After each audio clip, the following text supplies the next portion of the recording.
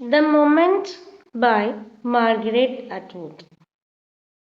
Margaret Atwood is a well known Canadian writer famous for her fiction and feminist outlook. The Moment is a part of Atwood's anthology, The Circle Game, written in 1964. It discusses the importance of ecological interconnectedness and the transience of human nature and also question the notion of ownership. The concept of ecological interconnectedness lies at the center of preserving and conserving nature. അപ്പോൾ Margaret അറ്റ്വുഡിൻ്റെ the moment എന്ന് പറയുന്ന ഈ ഒരു പോം 3 stanza ആയിട്ടാണ് എഴുതിയിരിക്കുന്നത്. ഈ ഒരു ഫസ്റ്റ് സ്റ്റാൻസയിൽ നമുക്ക് കാണാൻ പറ്റുന്നത് എന്താണെന്ന് വെച്ച് കഴിഞ്ഞാൽ it examine how people view the control over the natural world. People believe that they are in control of nature and the earth and are its true owners. Atwood contests this idea that human being possesses and rule nature. First stanza പോയിട്ട് പറയാണെന്ത് after many years of hard work, people claim that they own a house, they own a room, they own an apartment, like that. Even though they are the citizens of the country, they own it is my country, like that.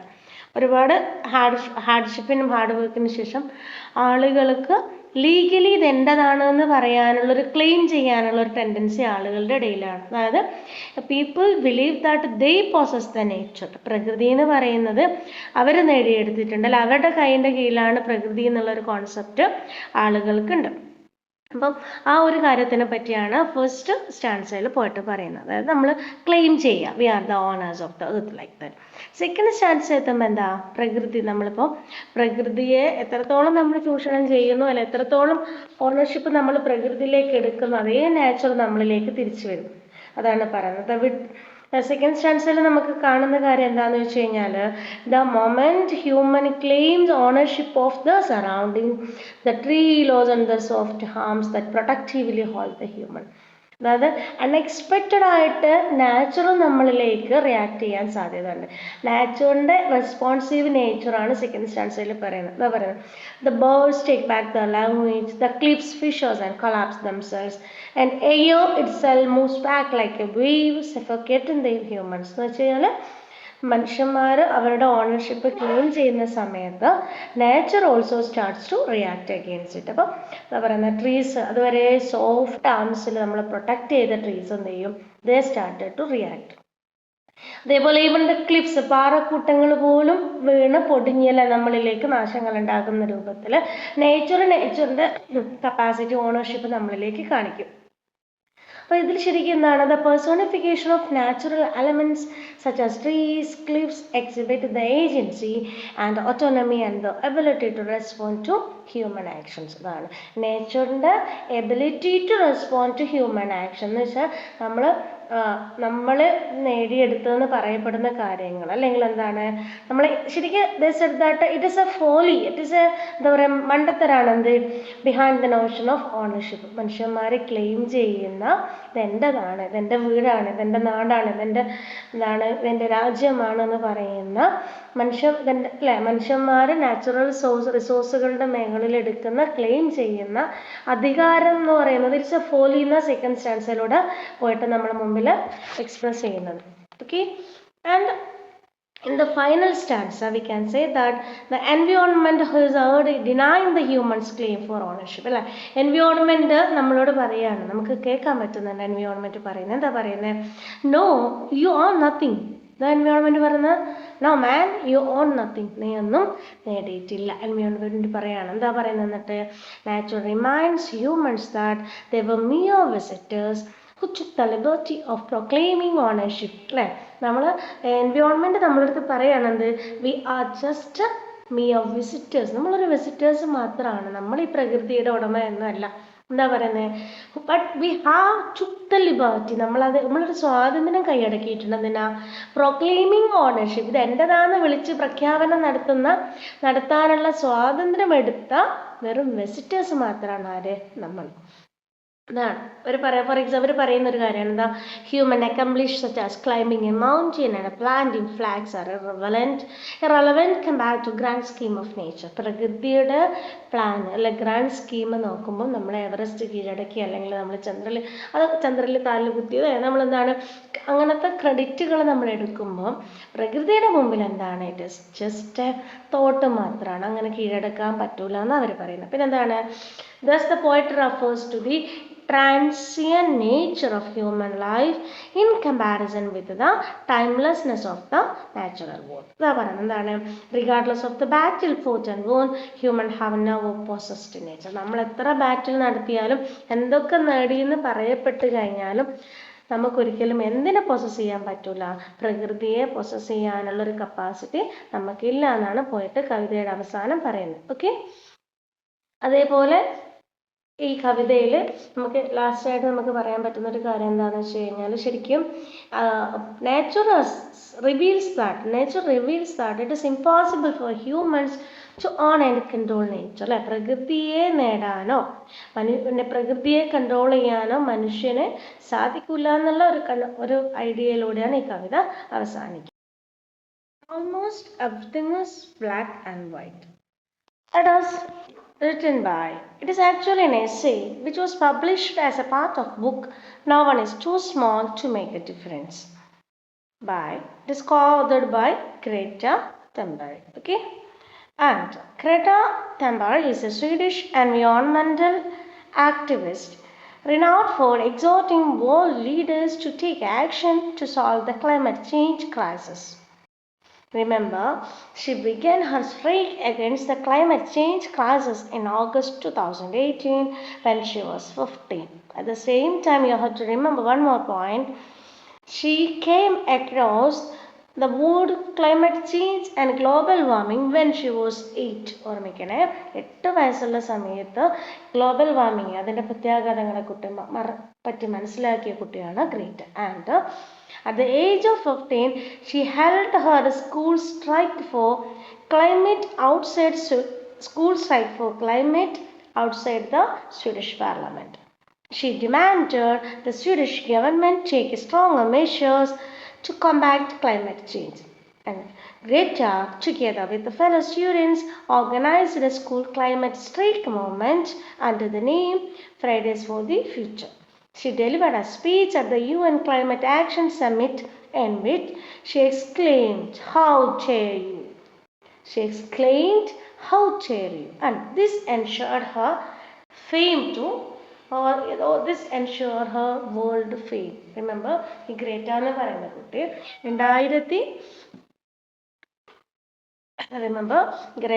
2018 ഈ ഒരു strike start ചെയ്യുന്നത്. And she also made A speech at the UN assembly. And ആ ഒരു അസംബ്ലിയിൽ കുട്ടി ചോദിച്ച question ആണ് made Har world fame. എന്താണ് ചോദിച്ചത്? How dare you. അല്ലെ, ലോകത്തിനോട് കുട്ടി വിളിച്ച് ചോദിക്കുകയാണ്. അല്ലേ, ഇത്രത്തോളം കണ്ടുപിടുത്തങ്ങളും കാര്യങ്ങളൊക്കെ ഉണ്ടായിട്ടും ഒരുപാട് millions and millions of species ഉള്ള ഈ ലോകത്ത് ഹ്യൂമൺ എന്ന് പറയുന്നത് ഒറ്റൊരു സ്പീഷീസ് മാത്രമാണ്. അങ്ങനത്തെ നമ്മൾ how dare we to spoiled our environment, to make a cause for green house, to make a reason for global warming. അപ്പോൾ കുട്ടി നമ്മളടുത്ത് ചോദിക്കുകയാണ്, എത്രത്തോളം ധൈര്യം, അല്ലേ, അത്രയും നല്ലൊരു സെൻറ്റൻസ് ആണ്, ആ ക്വസ്റ്റ്യൻ ആണ് കുട്ടി ചോദിച്ചിരിക്കുന്നത്. And Greta delivered the speech almost everything is black and white on October 31st, 2018 at Parliament Square in London. It is a powerful and thought-provoking piece that highlights the urgency of the climate crisis. In this essay, I have already mentioned, published as a part of the book No One Is Too Small to Make a Difference, Thunberg argues that the issue of climate change is not complex or debatable. Instead, it is a matter of moral clarity. Remember, it is not a debatable. നമ്മൾ ചർച്ച ചെയ്ത് debate നടത്തിയ സമയം കളയേണ്ട ഒരു വിഷയമല്ല. It is a matter of moral clarity. According to her, when the survival of humanity and the planet is at stake, we must stop seeing the world in shades of grey and start recognizing the clear lines between what is right and what is wrong. അതാണ് ഈ ഒരു almost everything is black and white എന്ന് പറയുന്ന ആ ഒരു title വരാനുള്ള ഒരു കാരണം കൂടിയാണ്. അല്ലേ, അതായത് ഹ്യൂമാനിറ്റിയും നമ്മുടെ പ്ലാനറ്റും ഒക്കെ സ്റ്റേക്ക് അയക്കുന്ന സമയത്ത് നമുക്കൊരിക്കലും നിഴലുകളിൽ രോഗത്തിനെ കാണാൻ പറ്റില്ല. നമ്മൾ ക്ലിയർ കട്ട് ലൈൻസിൽ ബ്ലാക്ക് ആൻഡ് വൈറ്റ് തന്നെ നമ്മൾ കാണാൻ കഴിയണം. ഓക്കെ, അതാണ് അതിൽ പറയുന്നത്. And she criticizes the way leaders, corporations and even media outlet treats climatic change as just another political or economical issues. ആ ഒരു കാര്യം കൂടെ ഗ്രേറ്റ് പറയുന്നുണ്ട്. എന്താണെന്ന് വെച്ച് കഴിഞ്ഞാൽ ഈ ഓരോ ക്ലൈമാറ്റിക് ഇഷ്യൂസ്, ആ ക്ലൈമാറ്റിക് ഇഷ്യൂസിന് പൊളിറ്റിക്കൽ പാർട്ടീസ് ആയിക്കോട്ടെ, ഗവൺമെൻറ് ആയിക്കോട്ടെ, they used to take it as a political issues, അല്ലെങ്കിൽ ഒരു എക്കണോമിക്കൽ ഇഷ്യൂ ആയിട്ട് ആ ഒരു രൂപത്തിലേക്കാണ് അതിനെ കൈകാര്യം ചെയ്യുന്നത്. നമുക്കിവിടെ പറയാൻ പറ്റുന്നുണ്ട് എന്താണ്, she state the countries like UK and Sweden should reduce emission of greenhouse gases at least 15% every year എന്നാണ് പറയുന്നത്. കാരണം എന്താണെന്ന് വെച്ച് കഴിഞ്ഞാൽ she also argues that the wealthier nations like UK, Sweden must take a significant responsibility in reducing the emission to help poorer countries like India, Nigeria develop sustainable infrastructure. Right, അതാ പറയുന്നത്. അതായത് rich countries എന്ത് ചെയ്യണം എന്ന് വെച്ച് കഴിഞ്ഞാൽ ഈ ഒരു ഗ്രീൻ ഹൗസ് ഗ്യാസസ് അല്ല, അതേപോലെ ഗ്ലോബൽ വാർമിംഗ് നമുക്ക് അറിയാലോ, ആഗോളതാപനം, ഈ ക്ലൈമറ്റ് ക്രൈസിസ് എന്ന് പറഞ്ഞു കഴിഞ്ഞാൽ ക്ലൈമറ്റിൽ വരുന്ന വേരിയേഷൻസ് ആണ്.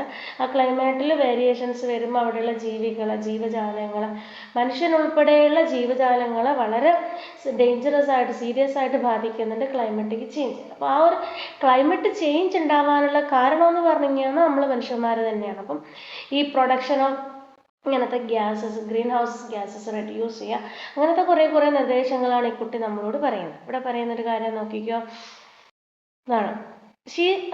She states that the facts are already known through the scientific research. നമുക്കറിയാം ഗ്രീൻ ഹൗസ് ഗ്യാസ് ഉണ്ടാകാനുള്ള കാരണം എന്താ, ആഗോളതാപനത്തിൻ്റെ കാരണങ്ങളൊക്കെ സയൻറ്റിഫിക് റിസർച്ചിലൂടെ മനസ്സിലായിട്ടുണ്ട്. That human activity is causing irreversible damage to the planet. What is lacking is the will to act. എന്താണ് പ്രശ്നം, കാര്യം മനസ്സിലായിട്ടുണ്ട്, പക്ഷെ ആ ആക്ട്, ഇതിനെതിരെ പ്രവർത്തിക്കാനുള്ള ആ ഒരു വിൽ പവറാണ് നഷ്ടപ്പെട്ടു പോകുന്നത്. She believes that pretending the issue is too complicated is a dangerous excuse to use it to delay action. അതായത് ഈ ഒരു ഇഷ്യൂ വലിയതാണെന്ന്, അതുകൊണ്ടാണ് നമ്മൾ അതിന് നടപടി എടുക്കാൻ ഡിലേ ആവുന്നത് എന്ന് പറയുന്നതിന് she openly criticized. Okay, and one more point is a key theme of this essay is urgency.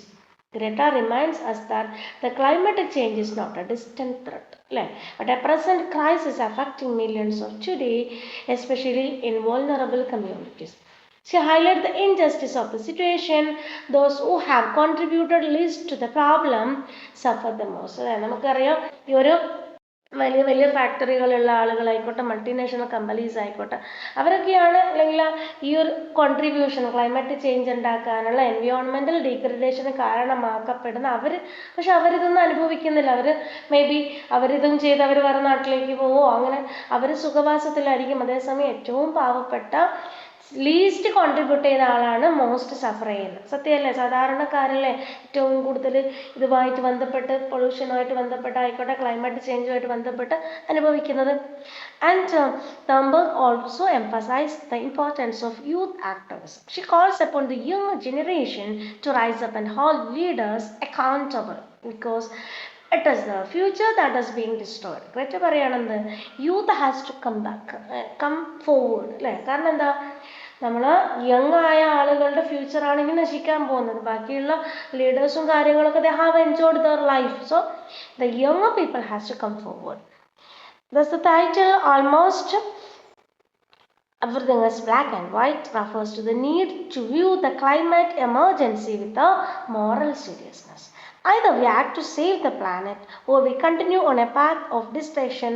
There is no middle ground. നമുക്ക് രണ്ട് ഓപ്ഷനേ ഉള്ളൂ. ഒന്നെങ്കിൽ നമ്മൾ എൻവയോൺമെൻറ്റിനെ പ്രൊട്ടക്ട് ചെയ്യണം, അല്ലെങ്കിൽ നമ്മൾ പാത്ത് ഓഫ് ഡിസ്ട്രക്ഷൻസ് കണ്ടിന്യൂ ചെയ്യണം. അങ്ങനെയാണ് ഗ്രേറ്റ പറയുന്നത്. And she also highlighted the importance of this in the Paris agreement and Kyoto protocol. And she demanded civil disobedience to arrive at a solution. Okay, and moreover നമ്മൾ ഗ്രേറ്റനെ പറ്റി ഒന്ന് രണ്ട് പോയിന്റ്സും കൂടെ മനസ്സിലാക്കാനുണ്ട്. She has Asperger syndrome. Asperger syndrome എന്ന് പറഞ്ഞു കഴിഞ്ഞാൽ which is a developmental disorder characterized by difficulties in social interaction and non verbal communication. എന്നിട്ടും she considered it has a superpower. She consider her situation as a superpower. അതുകൊണ്ടാണ് Greta നമ്മളോട് പറയുന്നത് അല്ലേ, rather than ഇത്രയും physically എൻ്റെ സംസാരിക്കാൻ ബുദ്ധിമുട്ടുണ്ട്, സംസാരിക്കാൻ മീൻസ് നോൺ വെർബൽ കമ്മ്യൂണിക്കേഷനും സോഷ്യൽ ഇൻട്രാക്ഷനും ബുദ്ധിമുട്ടുള്ള ഗ്രേറ്റയാണ്. She take it as a social power to act against the environmental degradation and climatic crisis. അതുകൊണ്ടാണ് she says that it help her to see the world in black and white. Okay, thank you.